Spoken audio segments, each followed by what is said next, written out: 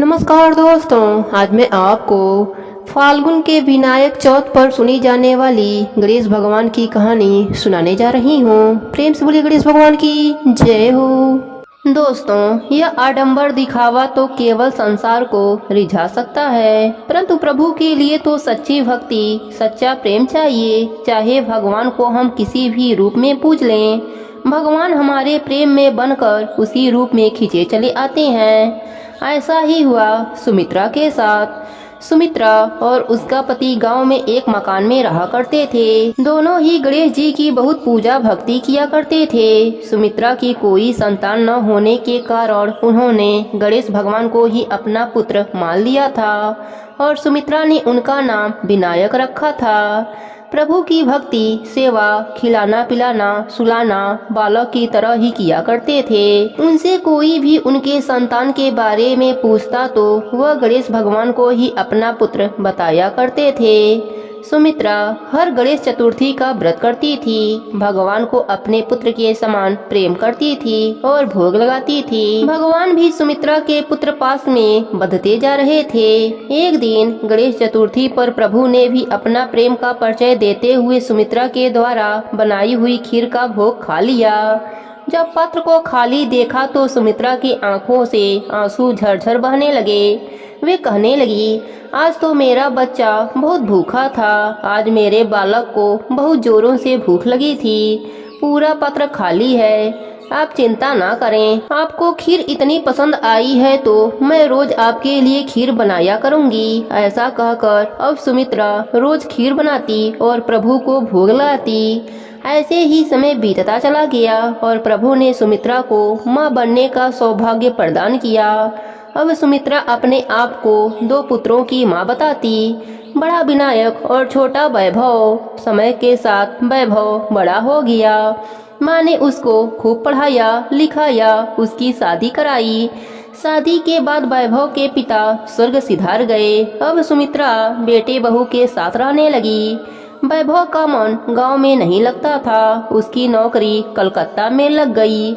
वैभव को गांव छोड़कर जाने का एक अच्छा बहाना मिल गया। उसने अपने पत्नी के साथ कलकत्ता जाने का निश्चय कर लिया। सुमित्रा ने उसे बहुत समझाया कि वह बुढ़ापे में अकेली रह जाएगी, पर वैभव ने जाने का मन बना लिया था और वह कलकत्ता चला गया। ऐसे ही 5 वर्ष का समय बीत गया। सुमित्रा की अब उम्र हो चली थी। उसका स्वास्थ्य भी ठीक नहीं रहता था, पर उसने गणेश भगवान की भक्ति करना नहीं छोड़ा। उम्र के साथ साथ शरीर थकने लगा। परिश्रम भी सुमित्रा के बस में न रहा। पुत्र विनायक से यह देखा नहीं जा रहा था कि मेरी माँ अब कैसे ढलती जा रही है, बीमार रहने लगी है। वह वैभव के हम उम्र बनकर कलकत्ता जा पहुँचे और वैभव से मिले। वैभव ने उनका परिचय पूछा तो भगवान ने कहा, वैभव, तुमने मुझे पहले कभी नहीं देखा है। मैं तुम्हारे ही गांव का हूँ। मुझे तुम अपना बड़ा भाई समझो। मेरा नाम विनायक है। वैभव, तुम्हारी माँ बहुत बीमार हैं। उन्हें इस समय तुम्हारी जरूरत है। वैभव, तुम अपनी माँ के पास जाओ। देखो विनायक, मुझे काम करने दो। मुझे बार बार छुट्टी नहीं मिल सकती। जब छुट्टी मिलेगी तब चला जाऊंगा। ऐसा कहकर वैभव ने विनायक की बात टाल दी। उधर सुमित्रा की तबीयत खराब होती चली गई। गणेश चतुर्थी का दिन आया। सुमित्रा का व्रत था। वह बहुत परेशान थी कि कैसे व्रत होगा, कैसे खीर बनेगा और कैसे मैं अपने पुत्र को भोग लगा पाऊंगी। वह बिस्तर पर पड़ी पड़ी सोचने लगी कि आज तो मेरा पुत्र भूखा ही रह जाएगा। विनायक ने सोचा, माँ ने तो अपने प्रेम का परिचय पूरा जीवन दिया है, अब मेरी बारी है। अब गणेश जी एक सुंदर युवक का रूप धारण करके सुमित्रा के घर पहुँचे और आवाज लगाने लगे, अरे कोई घर में है क्या? जरा थोड़ा सा पानी पिला दो। सुमित्रा ने अंदर से आवाज मारी, बेटा कौन है? अंदर ही आ जाओ। मैं बहुत बीमार हूँ। मैं स्वयं भी पानी नहीं पी सकती।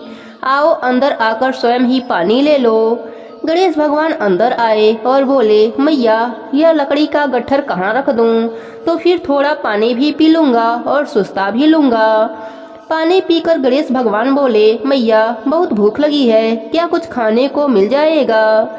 मैया बोली, बेटा क्या नाम है तुम्हारा? भगवान ने कहा, मेरा नाम तो विनायक है। मैया बोली, अरे वाह, मेरे पुत्र का नाम भी विनायक है। विनायक सुनो, इस समय घर में भोजन के नाम पर कुछ नहीं है, थोड़ा सा चावल और पानी है, दूध लो और मटकी में डालकर जरा खीर बना लो। मेरे बेटे विनायक का व्रत है और उनको भोग लगाना है, जरा खीर बनाकर उन्हें भी भोग लगा दो और तुम भी खा लो। मैं उठ नहीं सकती, मैं बहुत बीमार हूँ, बस मेरा इतना सा कार्य कर दो। विनायक ने कहा, माँ इतना सा कार्य क्यों? मैं तो जब तक आपके पास रहूंगा जब तक आप ठीक नहीं हो जाती। अब भगवान एक बालक का रूप धरकर सुमित्रा के घर रहने लगे और दिन रात अपने माता का सेवा करने लगे। धीरे धीरे सुमित्रा का स्वास्थ्य ठीक हो गया। अब एक दिन विनायक जी बोले, माँ अब तुम बिल्कुल ठीक हो गई हो, अब मुझे जाना चाहिए। मेरा प्रेम भी है और आशीर्वाद है कि जब तक आप जियोगी स्वस्थ ही रहोगी, आपको कोई कष्ट नहीं होगा, कोई बीमारी नहीं होगी, आपके पास नौकर चाकर धन्य धान सब कुछ होगा, आपको किसी के भी सहारे रहने की आवश्यकता नहीं पड़ेगी। सुमित्रा रोने लगी और बोली, बेटा विनायक आप जा रहे हो तो कब आओगे? तुम्हें जाने देने का मन नहीं कर रहा। माँ आप जब याद करोगी मैं आ जाऊंगा। यह कह के गणेश भगवान घर से विदा होने लगे। वह आगे आगे चलते जा रहे थे और पीछे पीछे सुमित्रा के घर धन्य धन से भरते जा रहे थे। विनायक को जाने के बाद सुमित्रा जो ही अपने घर की तरफ पलटी तो देखा घर के स्थान पर महल बन गया है, धन्य धन से परिपूर्ण हो गया है। सुमित्रा को समझते देर न लगी कि इतने दिन से जो घर में रह रहा था वह और कोई नहीं, स्वयं उसके पुत्र गणेश भगवान ही थे।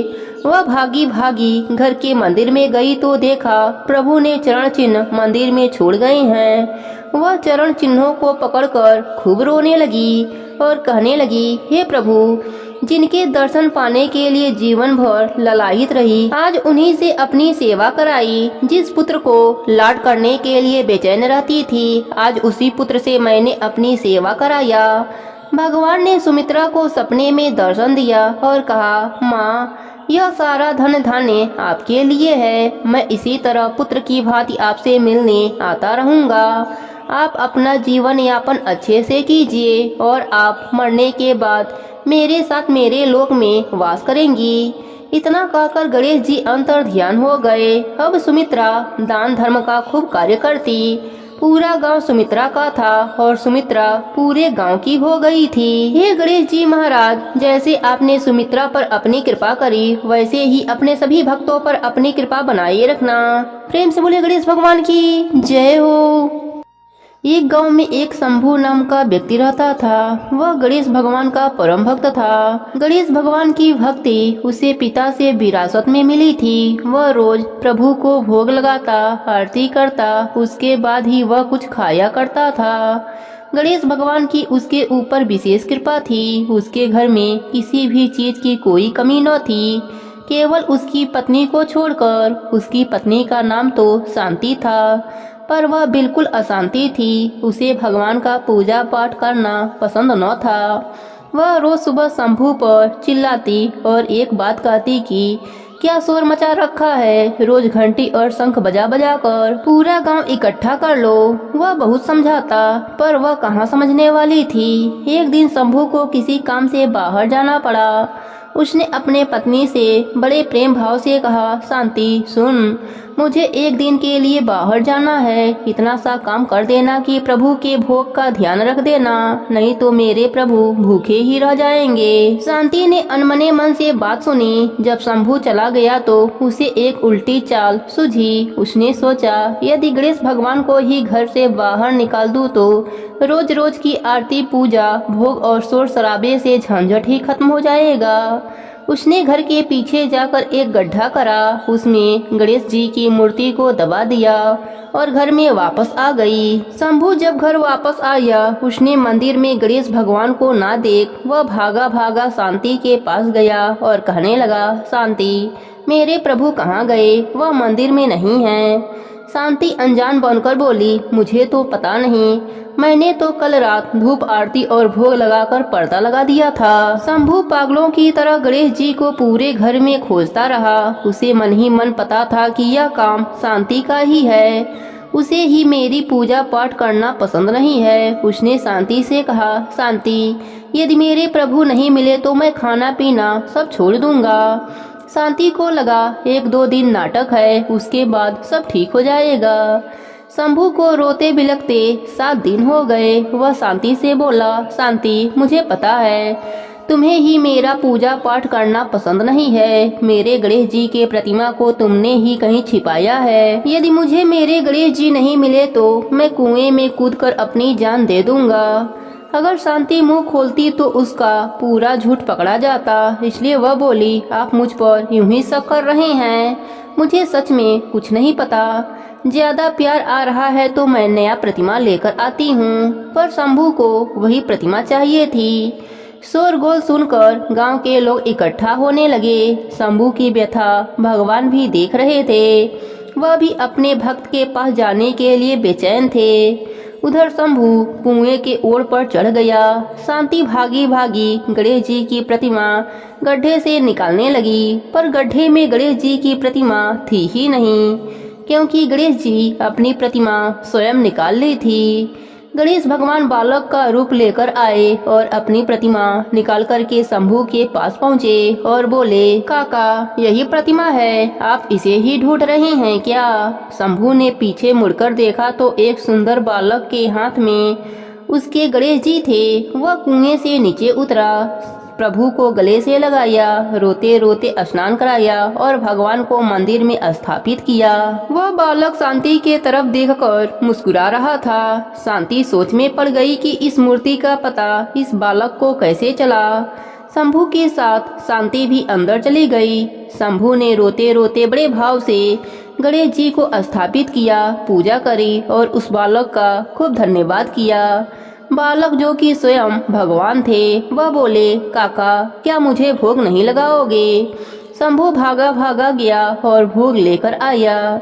जैसे ही भोग लेकर आया तो उसने देखा बालक अदृश्य हो गया है और तेज प्रकाश गणेश जी के प्रतिमा से उदित हो रहा है। वह बालक का अदृश्य होना और तेज प्रकाश पुंज का आना शांति को अपने भूल का पश्चाताप होने लगा। वह दोनों समझ गए कि स्वयं गणेश जी अपनी प्रतिमा लेकर स्थापित होने आए थे, साथ ही मुझे दर्शन देने भी आए थे। दोनों भाव विभोर हो गए। उस रात गणेश भगवान ने उसे दर्शन दिया और कहा, मेरे साथ साथ शुभ लाभ, रिद्धि सिद्धि, सुख वैभव और लक्ष्मी जी सदा सदा तुम्हारे घर में वास करेंगी।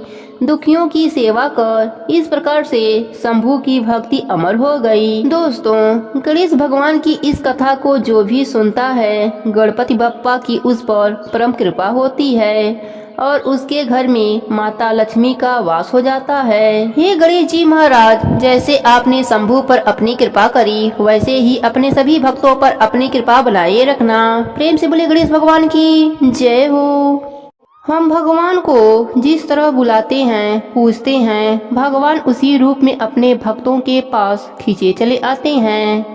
और ऐसा ही हुआ शांति के परिवार में। इस परिवार में शांति, उसका पति मनोहर, सास ससुर और शांति की 5 वर्ष की एक बेटी थी जिसका नाम था अशोक सुंदरी। परिवार की चाहत थी बेटे की और जन्म हुआ एक बेटी की, जिसके कारण शांति को घर में ताने झेलने पड़ते थे। शांति गणेश भगवान को बहुत मानती थी। एक दिन अशोक सुंदरी ने अपने माँ से तोतली आवाज में पूछा, माँ, मेरा भाई कहाँ है? तो माँ ने कहा, अशोक सुंदरी, तुम्हें पता है अशोक सुंदरी किसका नाम है? वह तो गणेश भगवान के बहन का नाम है। तो तुम्हारे भाई कौन हुए? गणेश जी हुए ना। अशोक सुंदरी के मन में यह बात बैठ गई। वह हर रक्षा बंधन पर गणेश भगवान की मूर्ति को राखी बांधती और गणेश भगवान को ही अपना भाई मानकर पूजने लगी। भगवान उसके लिए उसके भाई थे। ऐसे ही समय बीतने लगा। माँ बेटी दोनों ही गणपति बप्पा का अनन्य भक्त बन गए। अब अशोक सुंदरी विवाह योग्य हो गई। उसका विवाह भी हो गया, पर समाज की विडंबना, उसका परिवार भी ज्यादा खुले विचारों वाला न था। पर उसका पति योगेश बहुत समझदार था। समय समय पर योगेश को काम के सिलसिले में बाहर जाना पड़ता था। अशोक सुंदरी की सास चाहती थी कि उसके घर पोते का ही जन्म हो। इस बात को लेकर अशोक सुंदरी पर गजेंद्री बनाती रहती थी। अशोक सुंदरी के विदाई के समय पर शांति ने एक सुंदर सा गणेश भगवान की मूर्ति अशोक सुंदरी को दिया था और कहा था, बेटी, जब भी कोई परेशानी हो तो अपने भाई गणेश से कह देना, वह सब कुछ ठीक कर देंगे। बस इस बात का विश्वास करके अशोक सुंदरी ने अपने भाई गणेश से कहा, भैया, मेरी सास के मन में जो इच्छा है उसे अवश्य ही पूरी कर देना, नहीं तो मेरा भी हाल मेरी माँ की तरह हो जाएगा। अशोक सुंदरी गर्भ से हो गई और देखते ही देखते 9 माह का समय पूरा हो गया। एक दिन अचानक अशोक सुंदरी की तबीयत खराब हो गई और उसे अस्पताल ले जाने का समय नजदीक आ गया। संयोगवश उस दिन योगेश घर पर नहीं था। उसकी सास उसे अस्पताल ले गई। वहीं पर अशोक सुंदरी ने एक बच्ची को जन्म दिया। बस अब क्या था, अशोक सुंदरी की सास की उम्मीद पर पानी फिर गया। वह स्वार्थ में इतनी अंधी हो गई कि भगवान का डर भी उसके मन से निकल गया। इधर अशोक सुंदरी मन ही मन गणेश भगवान से कह रही थी, मेरे भैया, आपकी भांजी हुई है, आप इसकी रक्षा करना और योगेश को जल्दी से भेज देना। अशोक सुंदरी की सास तो अपने बेटे के आने के पहले ही अपने बहू और अपनी पोती के लिए जाल बुन चुकी थी। उसने एक अकेले कोठरी में अशोक सुंदरी और उसकी बेटी को लेटा दिया। कोठरी घर के पीछे ही थी और रात को मौका पाते ही कोठरी में आग लगा दिया। अशोक सुंदरी जोर जोर से चिल्ला चिल्ला कर अपने भाई गणेश को पुकारने लगी, गणेश भैया बचाओ, गणेश भैया बचाओ। और प्रभु भी कहाँ रुकने वाले थे। जाने कहाँ से काले काले बादल आ गए और तेज वर्षा होने लगी। तेज बारिश से कोठरी की आग बुझ गई। उसी समय गणेश भगवान एक हाथी का रूप लेकर आए और धुएं वाली कोठरी से अशोक सुंदरी और बच्ची को बाहर निकाला। वहाँ योगेश भी पहुँच गया था। अशोक सुंदरी ने सारा किस्सा अपने पति को बताया। योगेश ने सब कुछ सुना और हाथी को वहाँ खड़ा देखकर समझ गया कि यह कोई नहीं, स्वयं भगवान जी हैं। योगेश और अशोक सुंदरी जब तक समझ पाते और देख पाते, वह गज वहाँ से अदृश्य हो गए। अशोक सुंदरी बोली, आज मेरे भैया सिर्फ मेरे लिए आए थे, मैं धन्य हो गई। उधर अशोक सुंदरी के सास के शरीर में पूरे फफोले पड़ गए। उसे गणेश भगवान के क्रोध का सामना करना पड़ा। इधर अशोक सुंदरी और योगेश अपने बच्ची को लेकर कहीं दूर रहने चले गए और पूरा जीवन गणेश भगवान के भक्ति में समर्पित कर दिया। दोस्तों, जो कोई भगवान से रिश्ता जोड़ता है, प्रभु उसका साथ कभी नहीं छोड़ते और हमेशा उसका साथ देने चले आते हैं। प्रेम से बोले गणेश भगवान की जय हो। एक समय की बात है, एक गांव में एक किसान रहता था। उसकी 2 बेटियां थीं, कमला और बिमला। कमला की शादी अमीर परिवार में हुई थी, पर बिमला की शादी गरीब परिवार में हुई थी। अमीर होने के कारण कमला घमंडी हो गई थी। उसने बिमला को अपने घर पर काम पर रख लिया। बिमला उसके घर का सारा काम करती और बदले में कमला उसे बचा हुआ खाना दे देती थी। बिमला सीधी साधी थी, नेम धर्म से रहती थी। वह गणेश भगवान का नित्य नियम भी निभाती थी। वह जो भी खाना लाती उसको पहले गणेश भगवान को भोग लगाती, उसके बाद ही वह खाती या अपने परिवार को देती थी।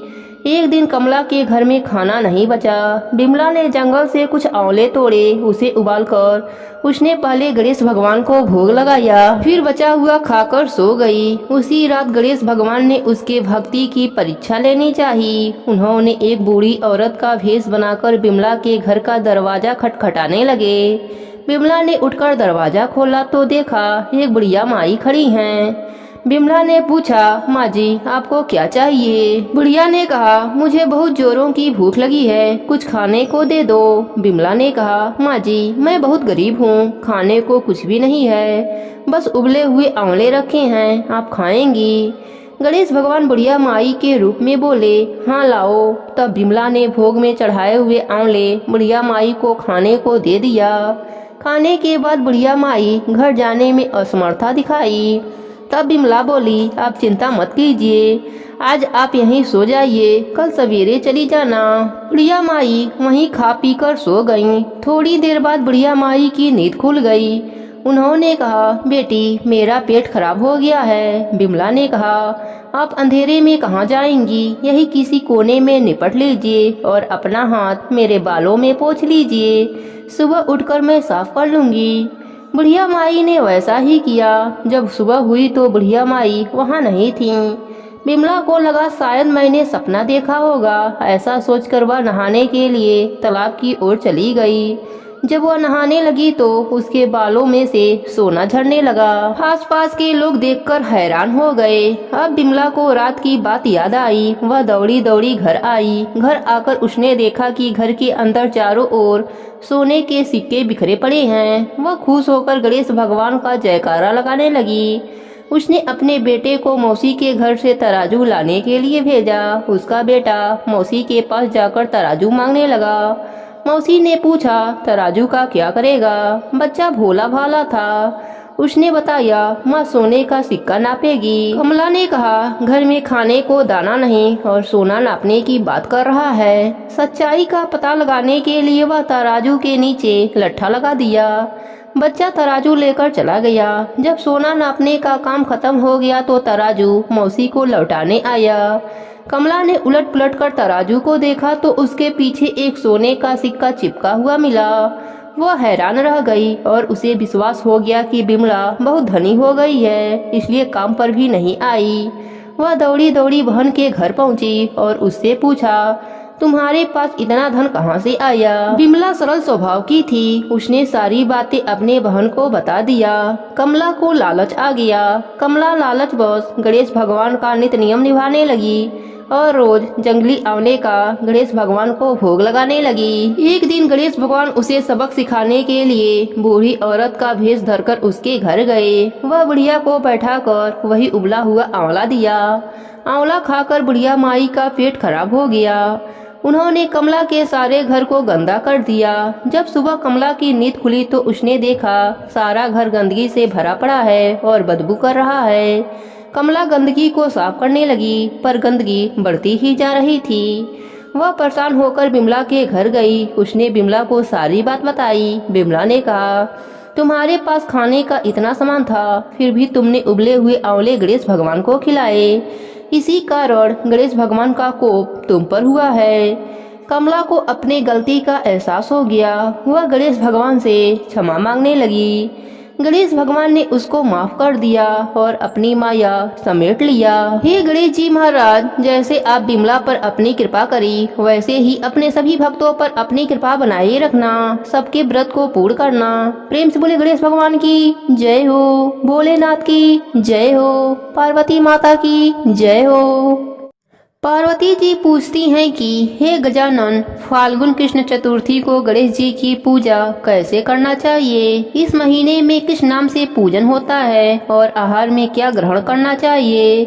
गणेश जी ने कहा, हे माता, फाल्गुन चतुर्थी को हेरम्ब नाम से गणेश जी की पूजा करनी चाहिए। पूजा का विधान पूर्वोक्त रूप से है। इस दिन खीर में कनेर का फूल मिलाकर गूलबाज की लकड़ी से हवन करना चाहिए। विद्वानों का मत है कि आहार में घी और चीनी लें। इससे संबंधित एक पूर्वकालीन इतिहास सुनाता हूँ। युधिष्ठिर के प्रश्न के उत्तर में जैसा श्री कृष्ण जी ने कहा था उसे मैं सुनाता हूँ। श्री कृष्ण जी ने कहा, प्राचीन काल में युवनाश्वर नामक एक राजा हुए थे। वे धर्मात्मा, उदार, दाता, देवताओं एवं ब्राह्मणों के पूजक थे। उस राजा के राज्य में विष्णु शर्मा नामक एक तपस्वी ब्राह्मण रहते थे। वे वेद वेत्ता एवं धर्मशास्त्रज्ञ थे। उनके 7 पुत्र हुए जो सभी धन्य धन से समृद्ध थे, परंतु पारंपरिक कलह के कारण सब अलग होकर रहने लगे। विष्णु शर्मा प्रत्येक पुत्रों के घर में क्रमशः एक एक दिन भोजन करते थे। बहुत दिन बीतने के बाद वे बूढ़े होकर कमजोर हो गए। वृद्ध होने के कारण उनकी सभी बहुएं अनादर करने लगीं। वे तिरस्कृत होकर रोते रहते थे। एक समय की बात है कि विष्णु शर्मा गणेश चतुर्थी व्रत रहकर अपनी बड़ी बहू के घर में गए। उस ब्राह्मण ने कहा, हे बहू रानी, आज मैं गणेश जी का व्रत हूँ, तुम पूजन सामग्री जुटा दो, गणेश जी प्रसन्न होकर प्रचुर धन देंगे। अपने ससुर की बात सुन बहू कर्कश स्वर में बोली, हे दादाजी, मुझे घर के कामों से ही फुर्सत नहीं है, फिर इन झमेलों में पड़ने का कहाँ से समय होगा। हे ससुर जी, आप हमेशा ही कोई ना कोई नाटक रचते रहते हैं। आज गणेश जी का बहाना लेकर आ पहुँचे। मैं गणेश व्रत नहीं जानती हूँ और न तो गणेश जी को ही आप यहाँ से खिसकिए। इस प्रकार बहू की झिड़की सुनकर वह 6 बहुओं के घर बारी बारी से गया, परंतु सभी बहुओं ने वैसा ही बात कही।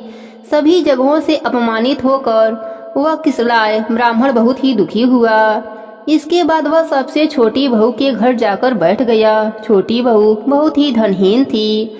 वह संकोच में पड़कर कहने लगी। ब्राह्मण ने कहा कि अरे बहू रानी, अब मैं कहाँ जाऊँ। 6 बहुओं ने फटकार दिया, तुम्हारे घर तो व्रत सामग्री एकत्रित करने का कोई साधन नहीं दिख रहा है। मैं स्वयं बहुत वृद्ध हूँ। हे कल्याणी बहू, मैं बार बार सोचता हूँ कि इस व्रत से सिद्धि मिलेगी और सभी कष्टों का अंत होगा।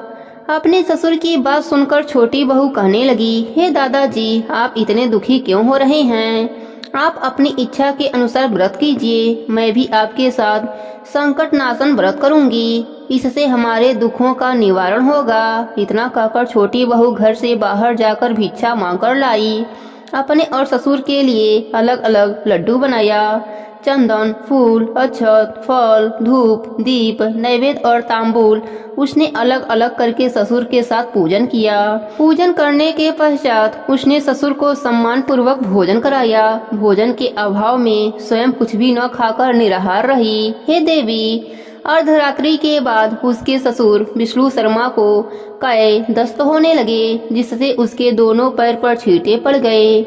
उसने ससुर के पैर धुलवाकर शरीर पोंछे। वह शोक करने लगी कि मुझ हतभाग्नि के कारण आपकी ऐसी दशा क्यों हुई है।